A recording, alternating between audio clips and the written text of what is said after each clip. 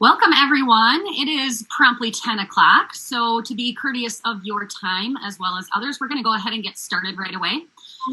One thing that I want to note is if you have not yet, please make sure that you keep yourself muted throughout our entire presentation today.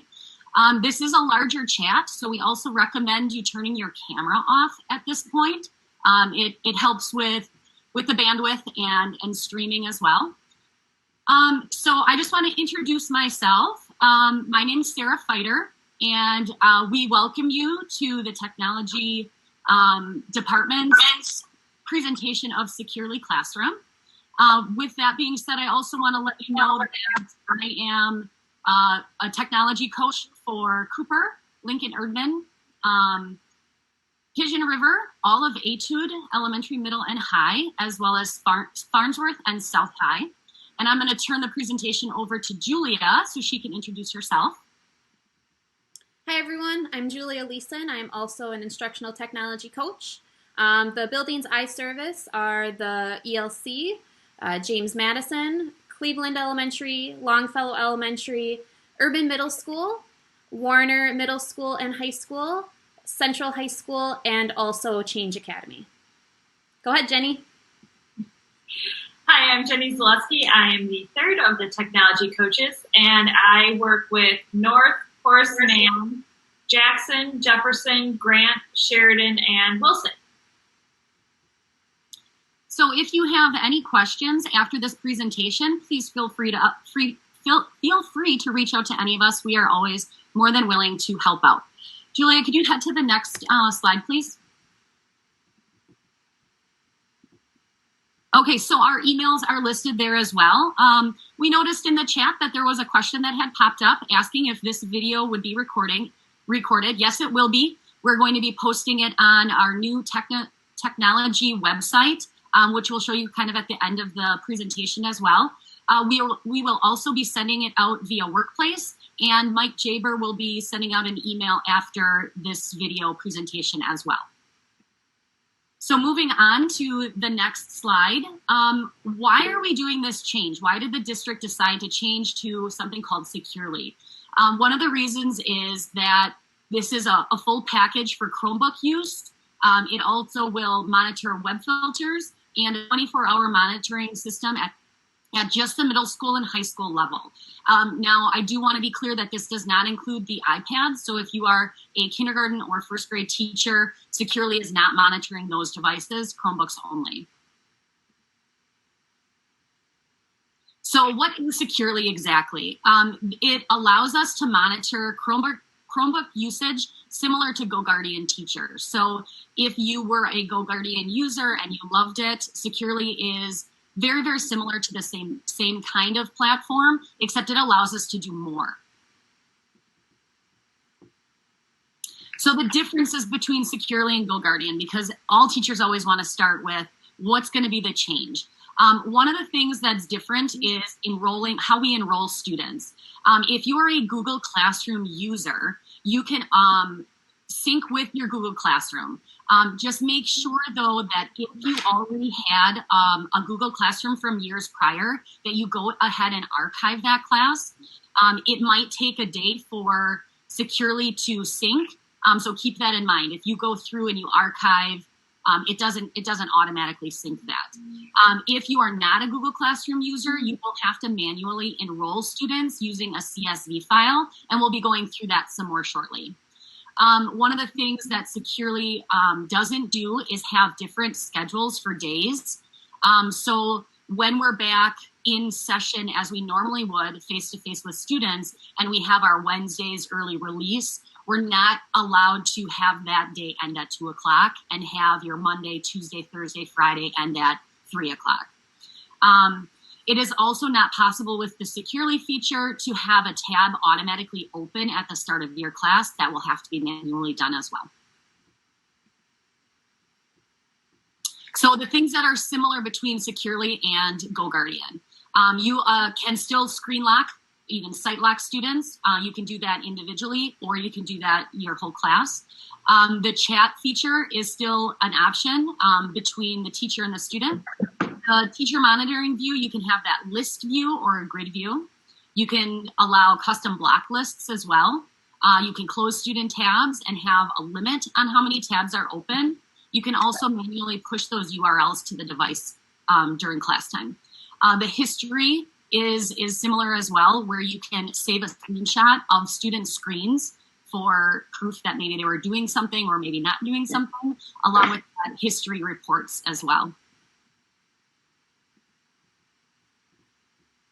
So new features that Securely has that GoGuardian did not. We can raise hands now, which is really nice in the virtual setting. You can close all open tabs when a class starts. So if somebody's, searching something, you can shut them down right away. You can send a class-wide announcement as opposed to just the individual ones.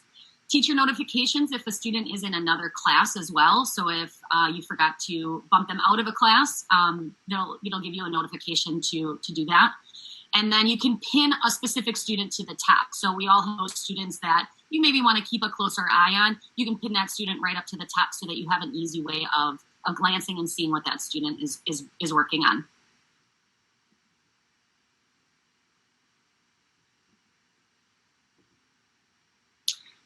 So I'm going to hand the presentation over to Jenny. She is going to walk you through Securely Classroom.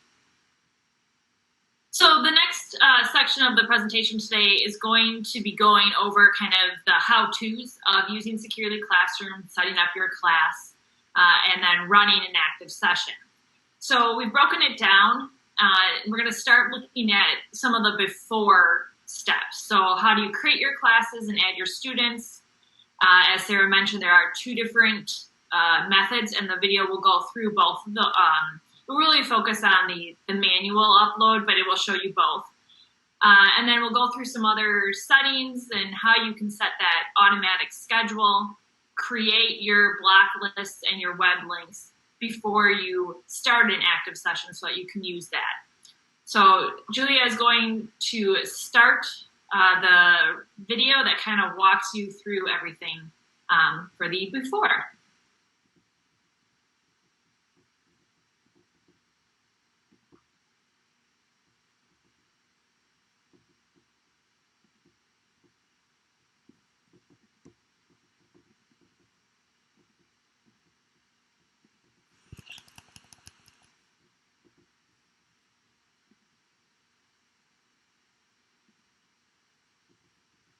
To set up and manage classes in the Securely Classroom portal, when you first log in, you will want to change and make sure that you have classes selected in this left-hand menu. You will see a couple tabs across the top. Classes are going to be manually created classes. If you use Google Classroom, those classes will import in and you will have any active Google Classroom with your students already there. If you need to create a manual class, make sure you have the Classes tab selected and click the Add button. Name your class. You can give it a description if you would like, but this is not required. Once you have the class set, you will be taken to another tab that says Class Students. Right now, I have no students in my class. I have a couple different ways that I can get students into my class. The first way is to add them by looking them up in the Google directory. I can do this by clicking the Add button and then clicking Import from Google directory.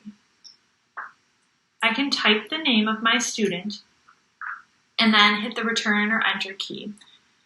Any matching students will be found, and I can click the checkbox in front of any student I want to add to my class, and then click Import. Now I have the student added to my class. The other method to add students is to use a CSV file from Skyward. What you will need to do is you will need to go into your Skyward teacher account, and under Teacher Access and Classes, you will want to go to the Reports menu. From there, you are going to access the class roster report. You will want to make sure that the email box is checked. And then you can uncheck anything else down here, but you're going to end up removing everything but the email anyways. Then you need to export to Excel. Your report will go into the print queue, and when it's finished processing, you'll have the ability to display report, which will save the CSV file to your computer. You will then want to open that CSV file, and you are going to need to clean up this file. And to do that, you are going to delete all the rows and columns except for the emails. And this includes the header rows as well. So I'm going to delete these rows, and then I'm going to delete the name column. So all that I'm left with is the email addresses of my students in my class. Make sure you save that. If you get any prompts, you might have to click continue.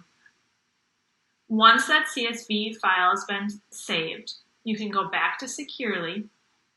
And when you are on the Class Students tab of your class, you can click the Import button. And this will ask you if you want to import from a CSV file. You're going to click Choose File, and then you are going to locate that CSV file that you just saved.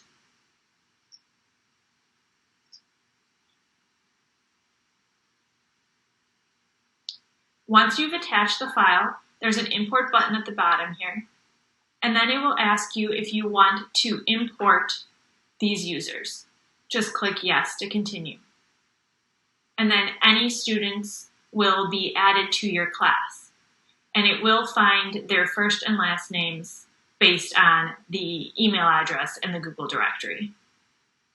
Please reach out to the technology coaches if you have any additional questions.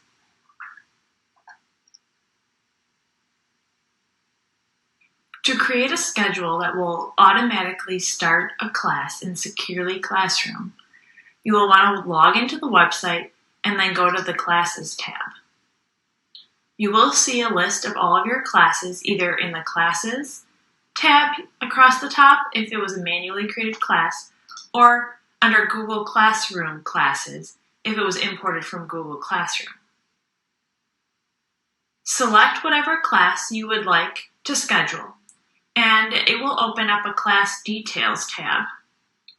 Here's where you can set an automatic schedule. Check the days that you want to start the schedule, and then what time you would like to start your class. You can adjust the length of time, and then there's some additional options underneath that would allow you to enforce a custom block list, close all open tabs when the class starts.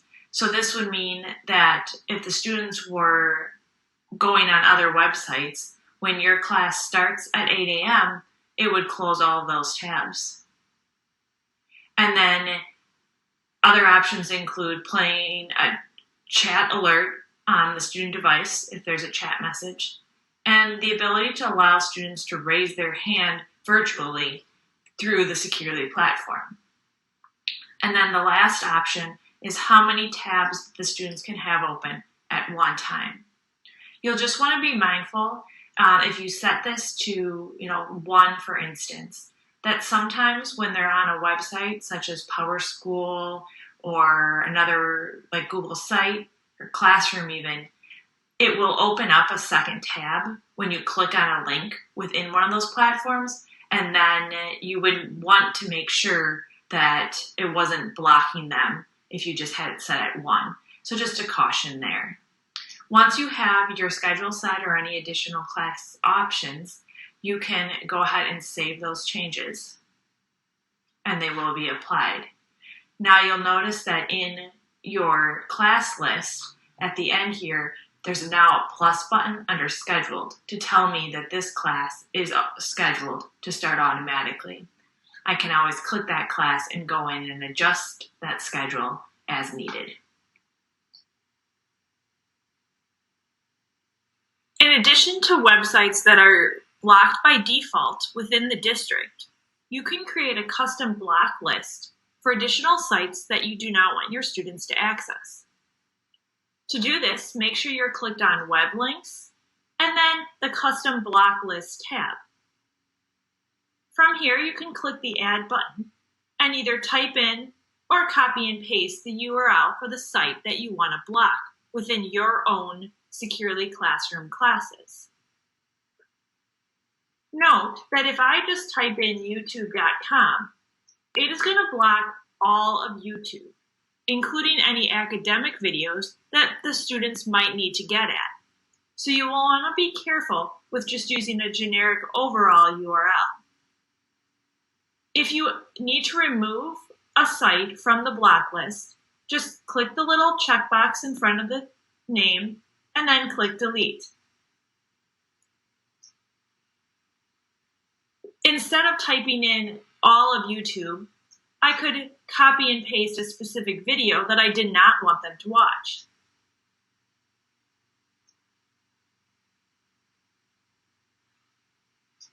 And I could do this for additional videos as I go through, instead of blocking all of the site overall. Another way to add links to block lists are from your recently closed. So if I click on the add from recently closed, this is going to show me a list of all of the tabs that I closed from my students' Chromebooks during an active session. So I had a student that was watching a YouTube video instead of doing their work. I can select that YouTube video and add it to my custom block list. And now that link would be blocked from them watching. You can only create one custom block list for your account. So you can't have separate lists for different subject areas or different classes. You would have to use all of your block list or none of it. To use your block list, you can only start a custom block list when you start the class. So when you go to start a class, either manually or in your settings, there's an option to enforce the custom block list. If this is checked at the start of your session, anything in that custom block list would be blocked. If it's not checked, then only the district block list would apply, and you cannot change that at all during the session. You would have to end the current session and start a new one if you wanted to enforce that block list.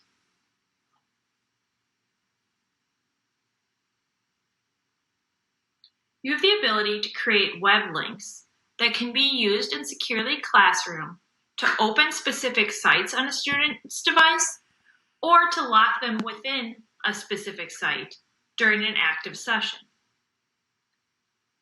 Before the sessions, you will want to create your web links list by going to Web Links and then making sure you're clicked on the Web Links tab. You will originally see any web links that have been created by any teacher in the district. If you don't want to see everything, you can filter it to just your links by clicking this checkbox next to My Web Links Only. And then anybody else's links will be hidden. To create a new link, you just click the Create button and paste the URL. If you leave the name field blank, it will just display the URL. Otherwise, it would display the name with the URL.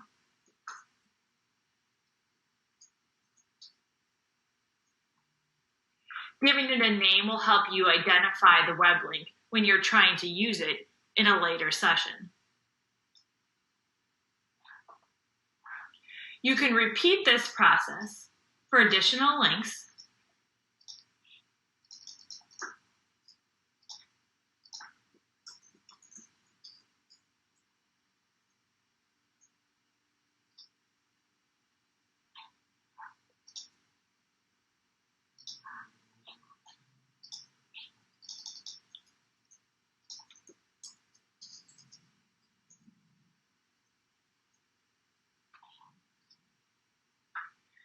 Once you've added links, you can also create collections or folders to help you organize sets of sites.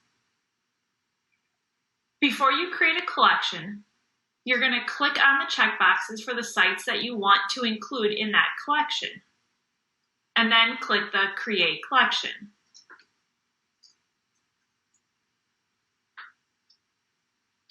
Now I can see that I have a folder with 2 sites. I can click on that folder to see the sites that I've added. From here, I can remove any of the sites if I no longer want them in this collection by clicking the checkbox and then remove. But I can also add additional sites by clicking the Add Web Links to Collection button. I will see all the web links that I've already added, or I could add a new web link directly at the top here.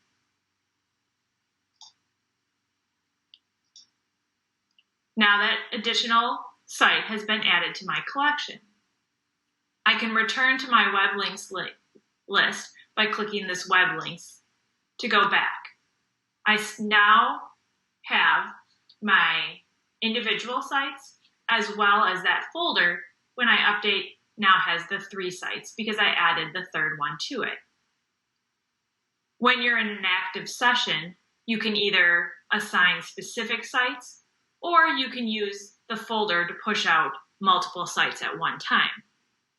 This is also a good alternative to the custom block list because the custom block list only allows 1 block list per user and must be started at the beginning of a class session. By using the web links and the web link collections or folders, you can create custom lists for different subject areas or different classes, and you can switch between those during a session.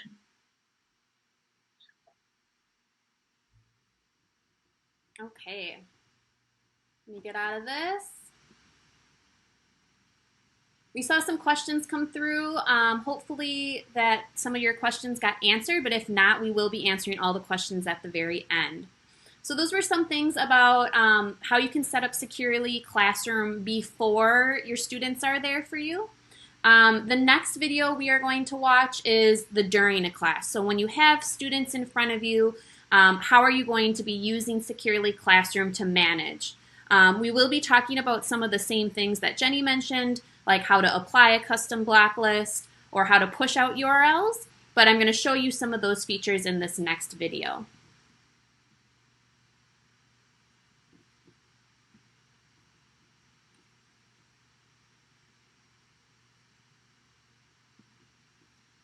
In this video, you're going to learn how to manually start a class using Securely Classroom.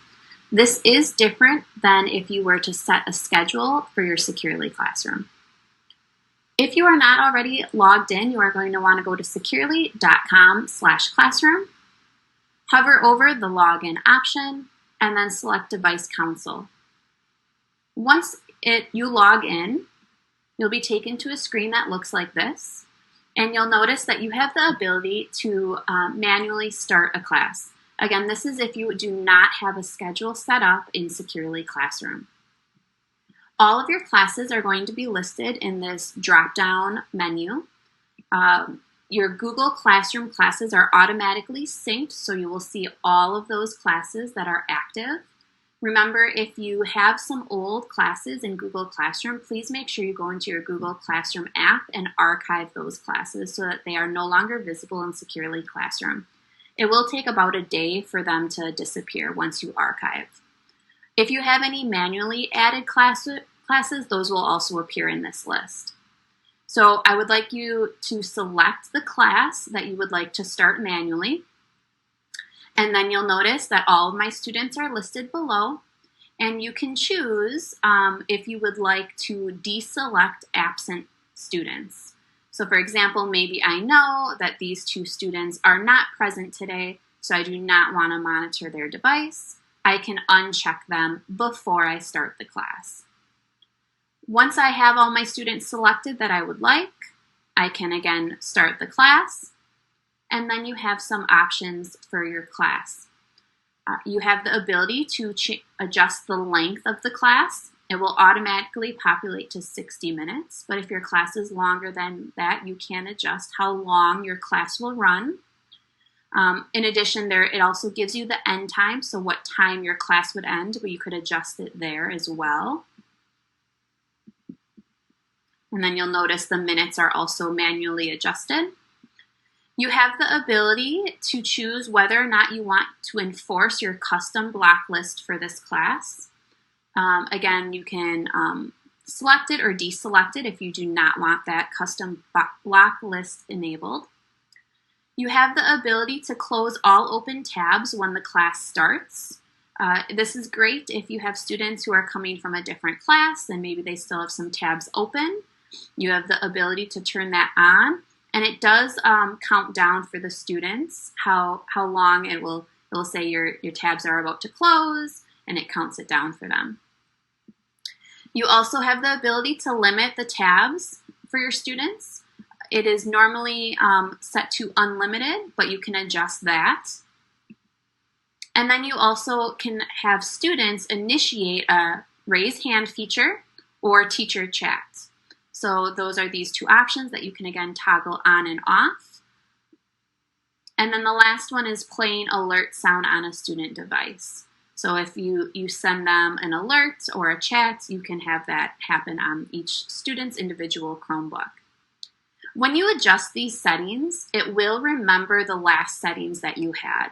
So if you are manually starting classes every hour or every couple hours, it will remember the last settings that you had set up. Once you have your settings ready, you can then start the class. Once your class is started, you'll notice that I do see my two students that I'm monitoring. The students I deselected are white. They are not grayed in. This student, I can see exactly what they have on their device. This student, I cannot see anything because they are not on their device currently.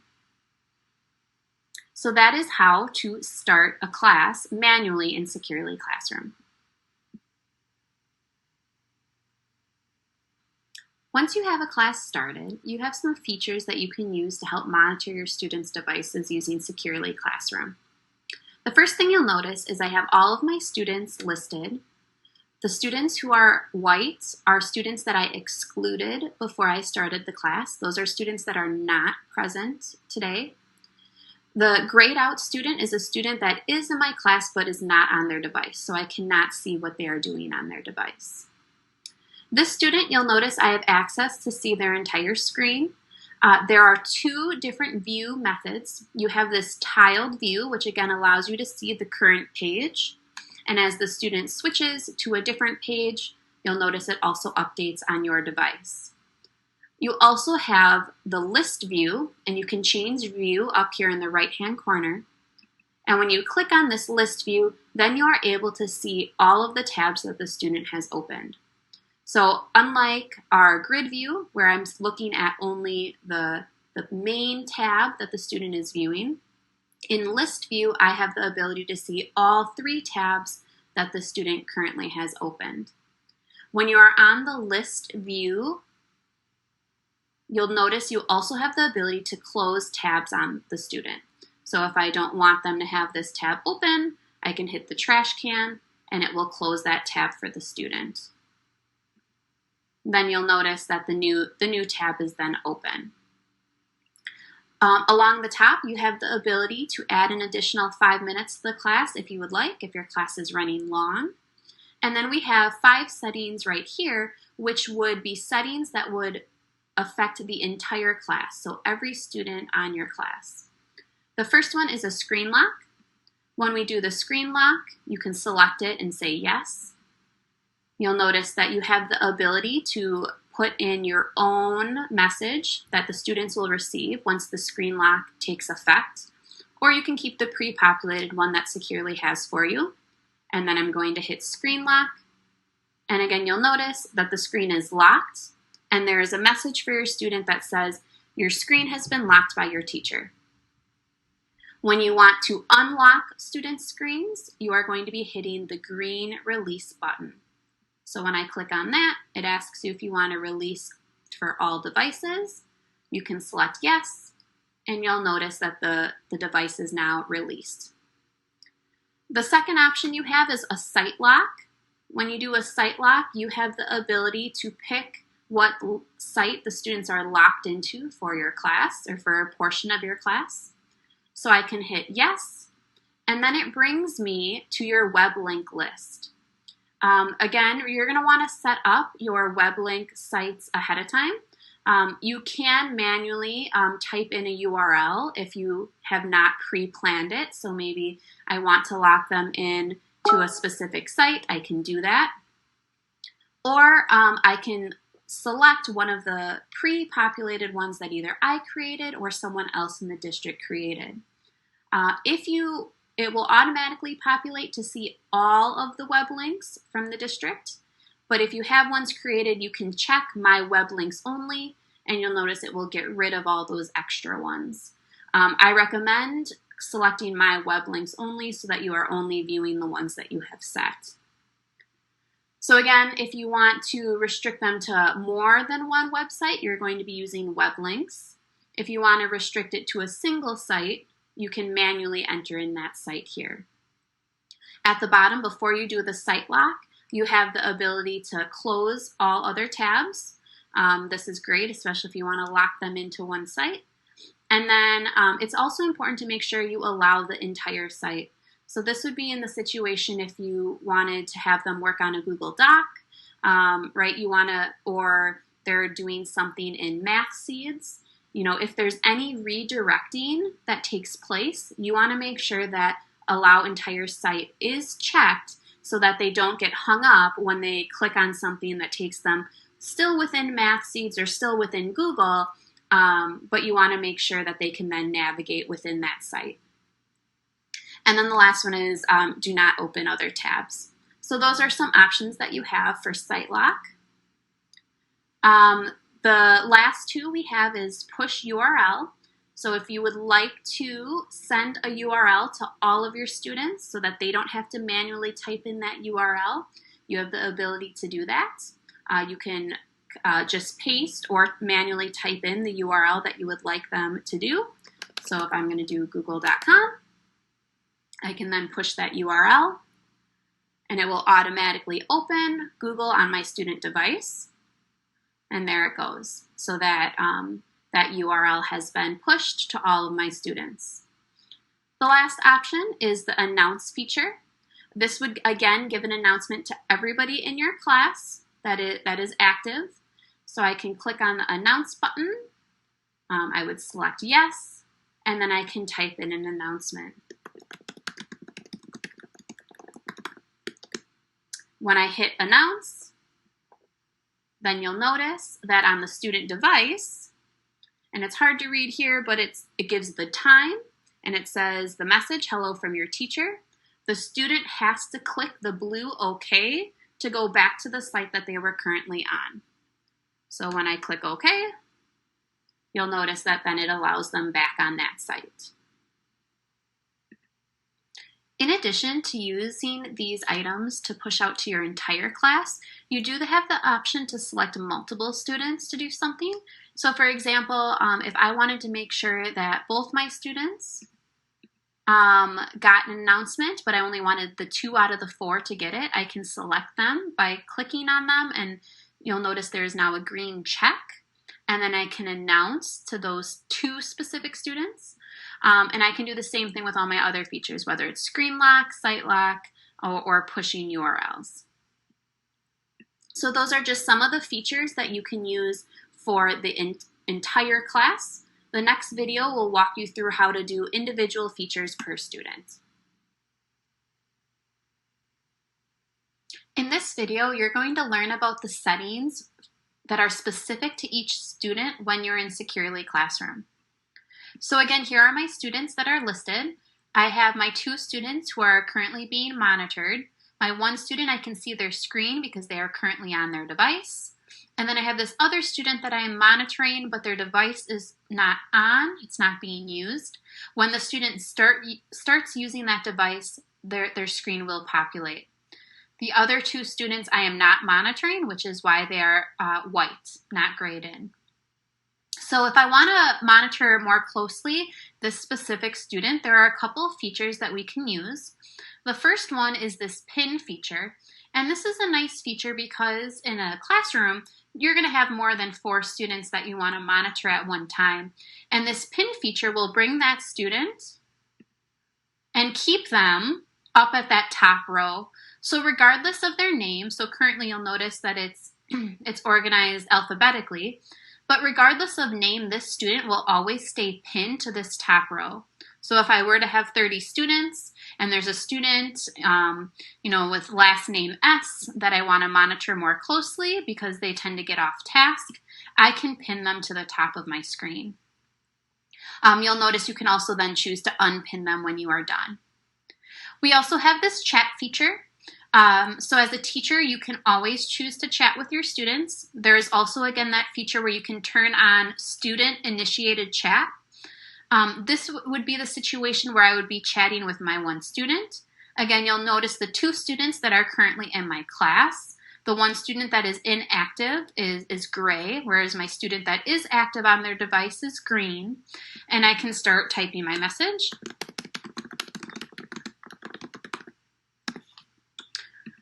When I send that message, it appears in the chat.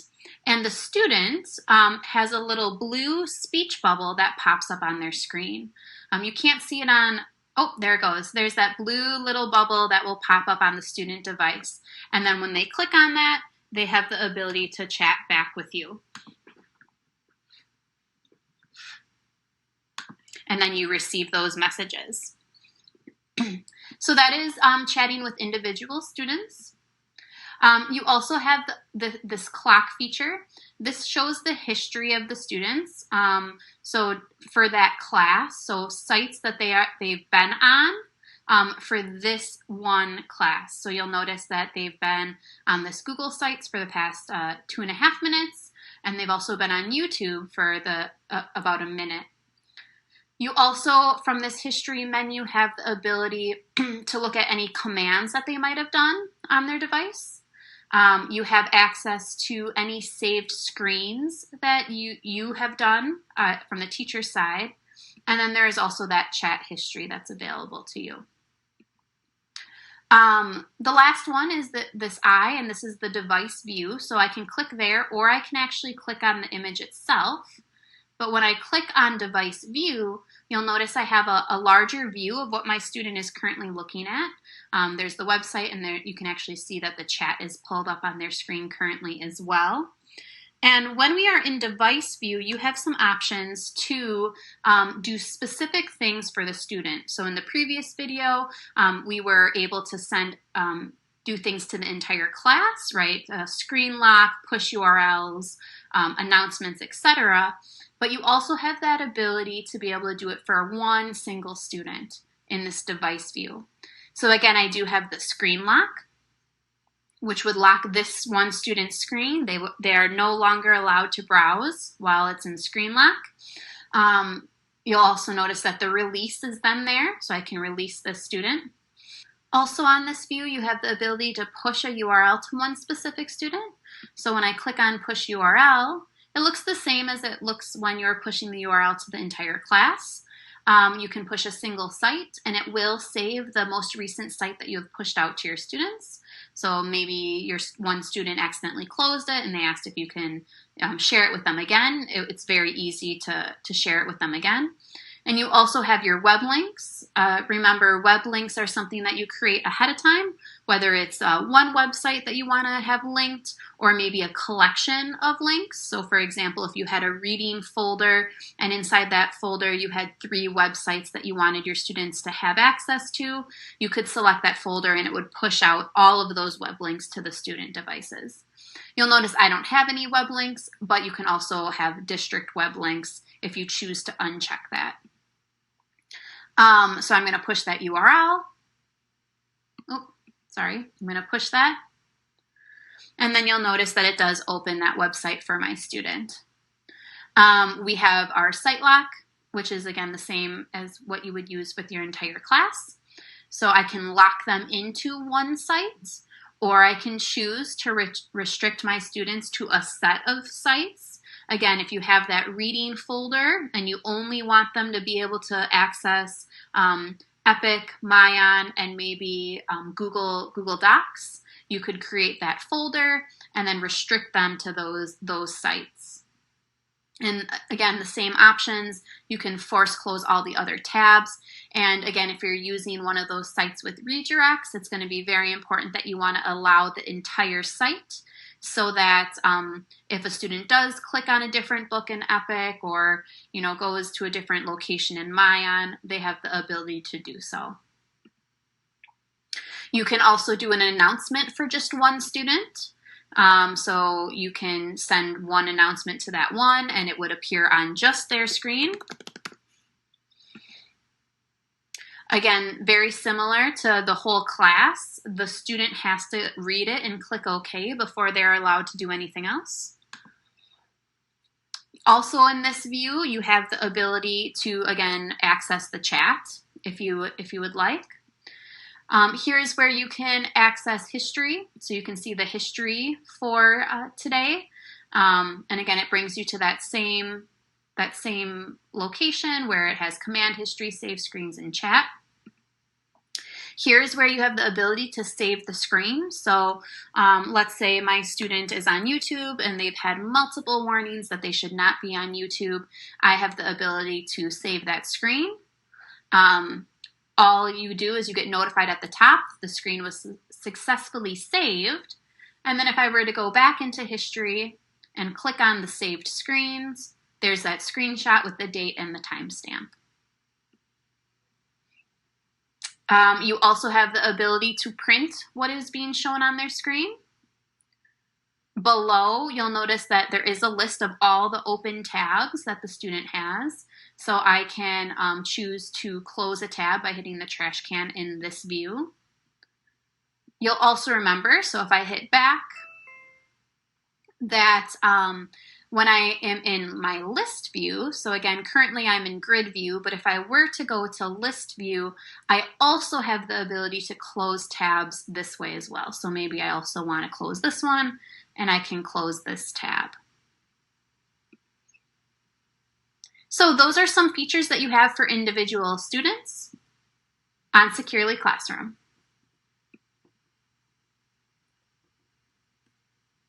Okay, so that's just some information about running during a class. So we have one more video to show you, and then we'll be taking questions. So thanks for being here.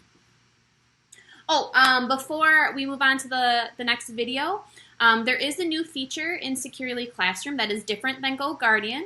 So if students are already in a session, maybe right at the middle school or high school level, they came from a class, and you are manually starting your session, you will be notified that they are currently in another class, and it's going to ask you if you want to kind of like take those students and start the class anyways. So you might see that pop-up message. It is on the screen if your students were currently in an active class.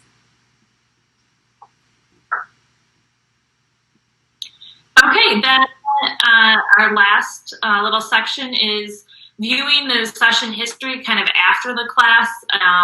And this will be quick, and Julia kind of covered some of what you could see during the session, but this is how you can get that history after you've ended an active session.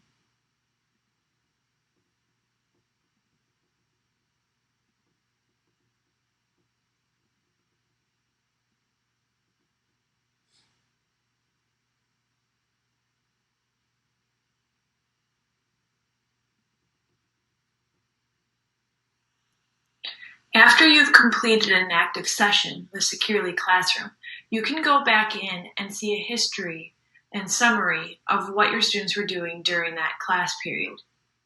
To do this, when you're in the Securely Classroom dashboard, you'll want to go to the Classes tab. And then across the top, there will be one for Class Session History. This will list all of your sessions that you've run You can click on any of these sessions to get a detailed overview. This first page will kind of show you a class average of where the students were during that class. You will have some class session details down here, and then just a list of any announcements, chats, or other commands that you gave and how many you gave during that time. You'll notice that the announcements and chats are linked because you could click on any of these tabs or the numbers down here to see your announcements that you sent to the class or individual chat messages with students. To see detailed student reports, you can go to the session students. Any student that was active during the session would be listed on this page. You can click the name of the student, and you will see that student's history. It will only give you the general URL, not necessarily the specific URL. So it says that this student was on YouTube for 4 minutes and 31 seconds, but it doesn't tell me specifically where in YouTube they were. So it's just telling me that they were somewhere in YouTube.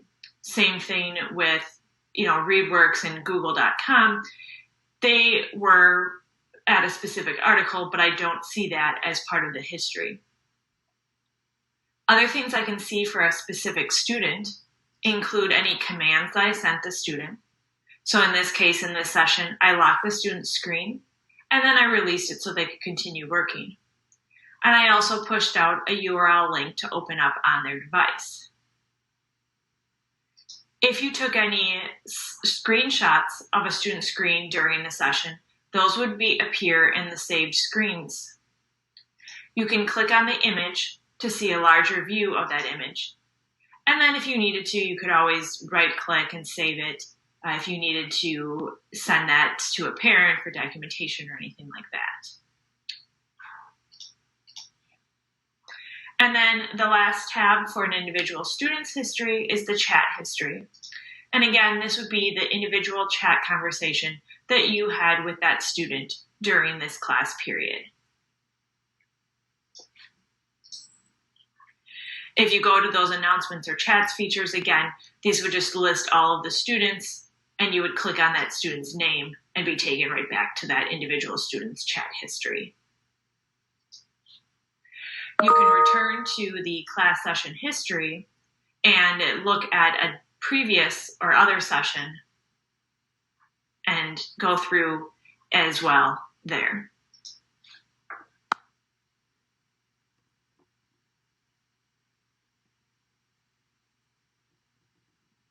Okay. Jenny, was there anything else on that slide before we move on? Perfect. Nope, I think that covered it. Okay. So thanks again for coming to learn about Securely Classroom. We will be on now to answer any questions. So we'll start by going through the chats. Or if you want to unmute yourself and ask a question, we're more than happy to try to answer all this.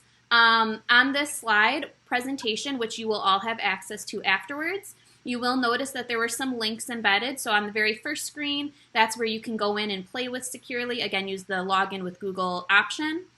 We have our technology website listed here. Each video is broken down into shorter chunks. So if there's something specific that you wanted to watch again, you're more than happy to just look at custom block lists. We have a shorter video for you there.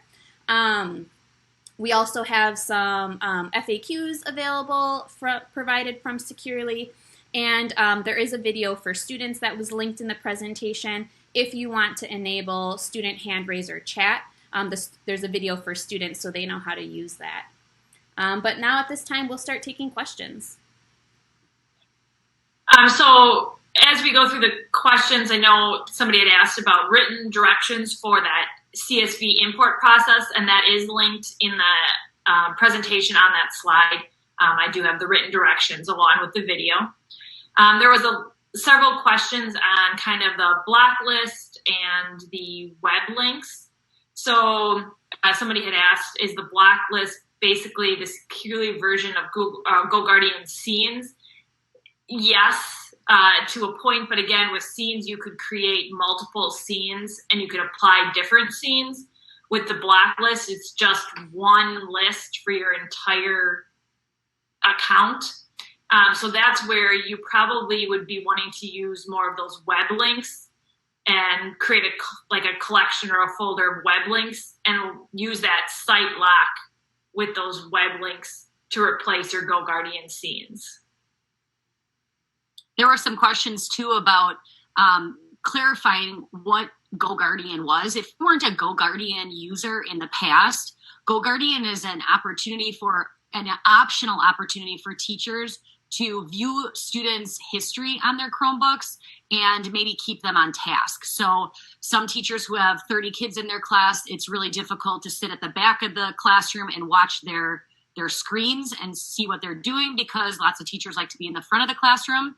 So this is an opportunity for teachers to view what the students are on. So for example, if you're trying to give the students a test in Pearson and you want them to do it digitally, you can open that website for the students and lock them in that. So they wouldn't be able to open a new tab and search for the answer, for example. So it's just it's an optional option for teachers to make sure that students are focused and on task.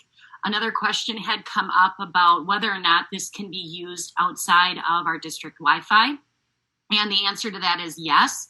But we want to make sure and be clear that this isn't for teachers to use to monitor things outside of school hours. So it's really just an opportunity, like we said, if you were taking a test, you could keep them focused and they couldn't look up answers online and things like that. But when they're at home, the device is a personal device and they are able to use it to search YouTube or listen to music and things like that, watch Hulu, whatever they'd like. There was a question if you were to close a student's tab. So Juliet showed in her videos, clicking the little trash can icon to close a tab. Will that URL be blocked and can't be opened again? Just closing the tab doesn't block it automatically.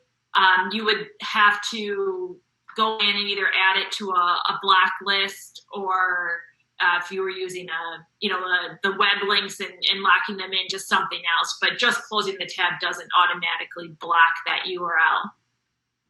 And then there was another question kind of along with links. Are all the online textbooks already linked? And no, they are not. So that web links section is just ones that we had been playing with just to test things out. So there's not any really pre-populated ones. But as teachers start adding, so if one teacher adds, the Science Dimensions website or, the Pearson website, you would be able to see those if you're looking at that entire list.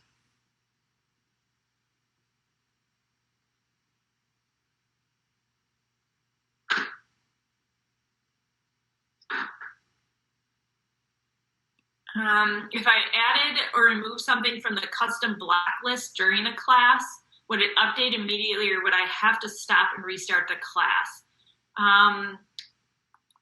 I talked to Devin about that, and he said that should update pretty much instantaneously as soon as they do that. So I did put that in the chat. Someone had asked, if you don't have securely open during a class at all, can you still go back and see what their kids were doing after the class is over? Correct me if I'm wrong, but the answer is yes. You can view at that class history, but you would have to originally set up securely and make sure it's turned on. So that might be something you might want to do in the beginning of the school year. And then if you never open tabs or force kids to open tabs or close tabs or send any chats, you would still have that history.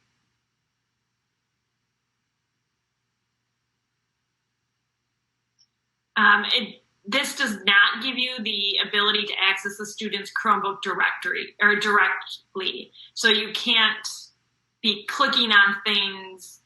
It's not like a screen share that gives you control of their device. It's just more of a view of what they're doing with those features of being able to either lock the sites or push out the URLs, but you wouldn't be able to actually go through and click things for them.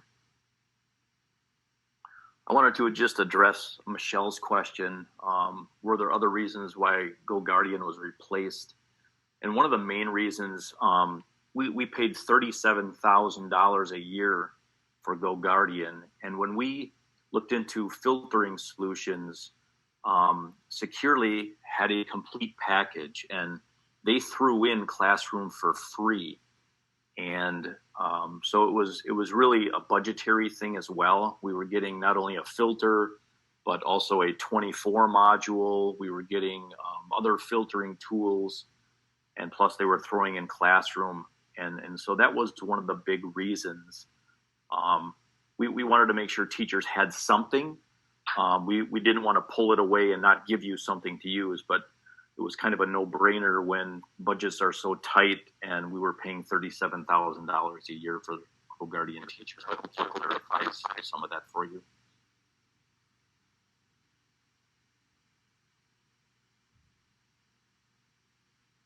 I'm just looking at a few more questions. There was a question about using it to show a student's screen to display to the whole class, like to discuss how they solved a math problem. If you were in that individual screen view that Julia had showed, and your computer was being projected, whether it's in person on, through your smart board or projector, or your screen sharing during a Google Meet, the other students would see that. You just want to be careful, privacy concerns, that you're not, sharing any kind of personal information, with other people.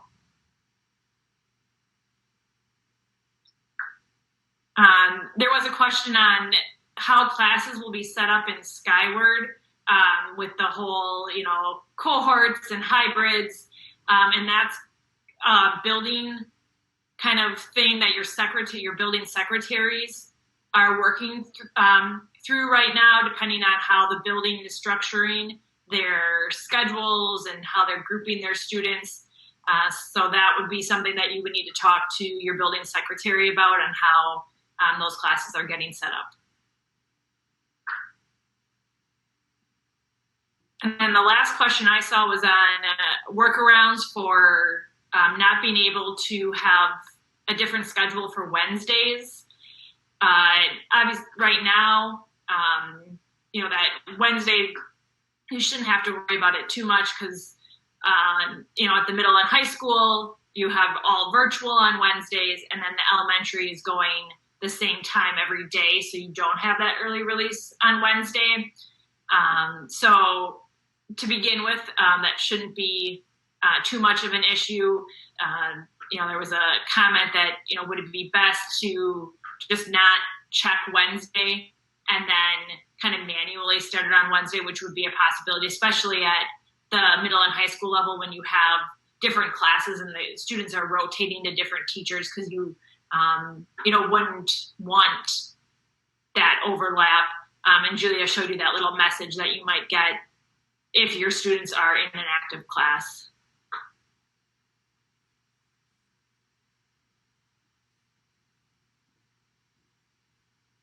There was a question about Securely collecting teacher information.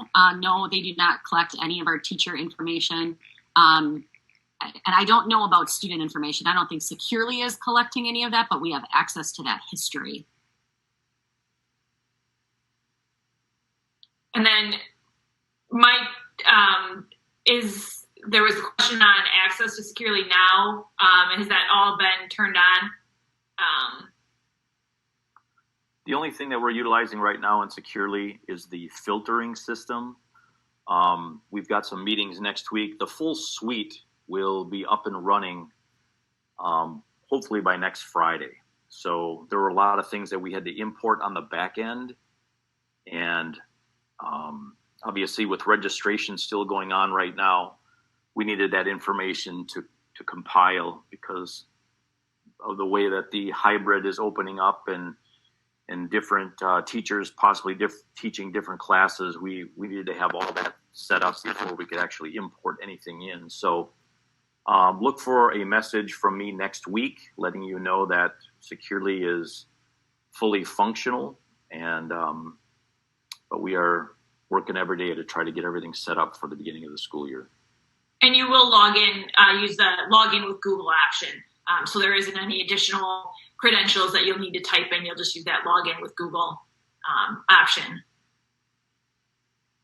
A question in the chat that asked about clarifying what did it mean when they threw in classroom to from GoGuardian to Securely.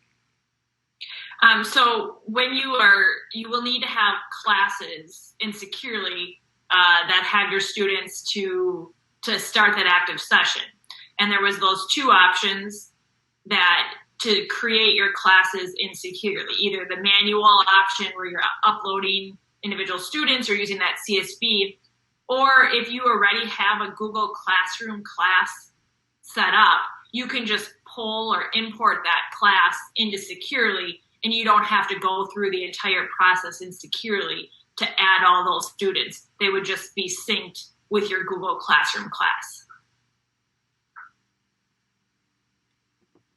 Well, and I think the question was, so when Mike was talking about why we moved from GoGuardian to Securely, he mentioned how they threw in Securely Classroom. So that's that Chromebook monitoring piece. You know, the other two pieces are our filter for the district and then that 24-hour monitoring piece. And we didn't talk about the filter or the 24-hour monitoring piece on this session, but people at the middle school and high school, you might have heard things from your principal about how they're monitoring for, searches that maybe are suicidal tendencies or things like that. And that's that 24-hour monitoring piece. And then we also have our filters, so blocking websites that are inappropriate, and then this Securely Classroom. So those are all the three pieces we have. Julie, I can add also, there's something called Securely Home, which is going to be something we haven't had before for parents. So parents can actually take control while their student is at home, and they can control that device from an app on their phone, and they can actually turn off the internet if they'd like on that student, because we have a lot of feedback from parents saying, we need help monitoring these devices when they come home. Well, now they have that piece, and they can customize it to the way that they want. So that is another huge feature for parents that they're going to love. They're going to be able to have more control over that device at home.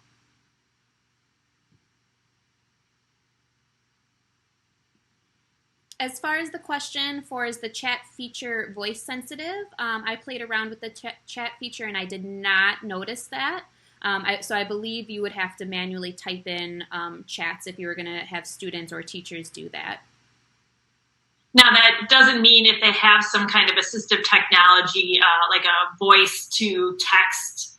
I'm not sure if that might still work to convert their speech to text if they have an extension or some other accessibility feature. We haven't tested that at all. And Securely will only work on school district issued devices, not personal devices.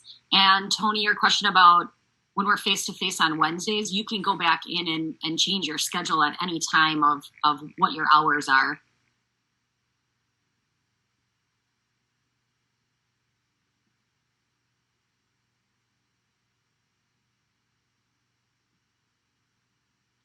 So I think that addressed all of the questions that I saw from the chat during the session. Yes, there is lots of information, and again, all of this will be available on our website. And like was mentioned before, the videos are broken down even further. So if there was just a specific section of each of those videos, you can go in and just watch the individual component that you need to review.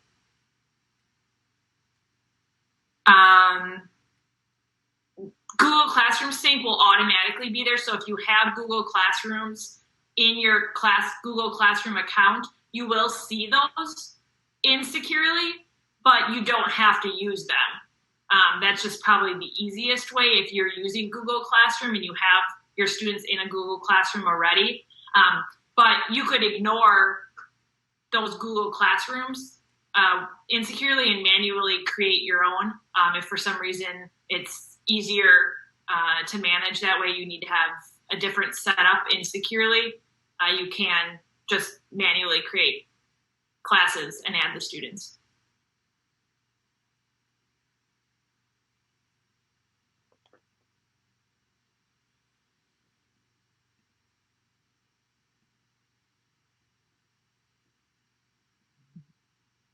So if there are any other questions, please feel free to throw them in the chat, or you at this time can unmute yourself and ask it live. We'll remain on until everybody's questions are answered or everyone has left.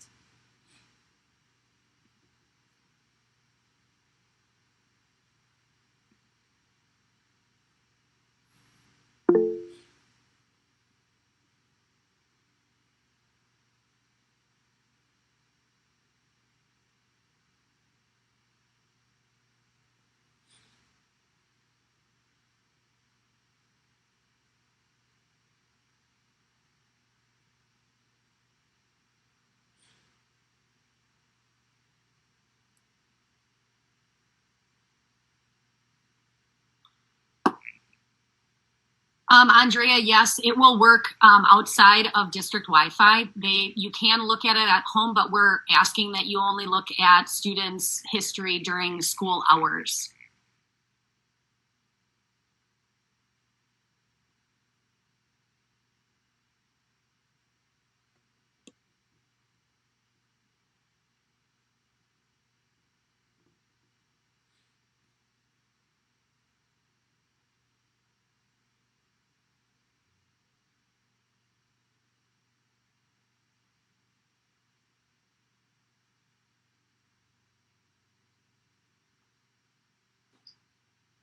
The district really doesn't have a way of controlling the students' Chromebooks.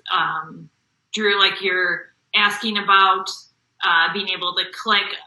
I think what we do a lot of times when we're working with teachers or staff and trying to help assist them virtually, which is what we've been doing this whole time, is we have them share their screens with us.